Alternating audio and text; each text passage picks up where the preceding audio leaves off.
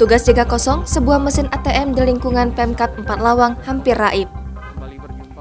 Percobaan pembobolan mesin ATM milik Bank Sumsel Babel terjadi pada mesin ATM yang ada di lingkungan Komplek Pemkab 4 Lawang pada Senin 1 Agustus 2022.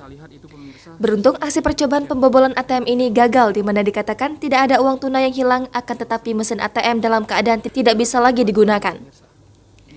Pagi itu, ATM Bank Sumsel Babel tersebut ditemui pekerja di lingkungan Pemkab 4 Lawang dalam keadaan rusak dan berantakan. Selain itu, kamera pengawas dalam keadaan tertutup dengan menggunakan cat berwarna hijau di mana lokasi ATM ini hanya beberapa meter saja dari pos penjagaan Pol PP. Terbaru, tim gabungan dari Polres 4 Lawang dan Polsek Tebing Tinggi sudah mendatangi tempat kejadian perkara untuk melakukan penyidikan. Kasat Reskrim Polres 4 Lawang, AKP M. Thohirin mengatakan pihaknya akan melakukan penyelidikan terkait upaya percobaan pembobolan mesin ATM tersebut.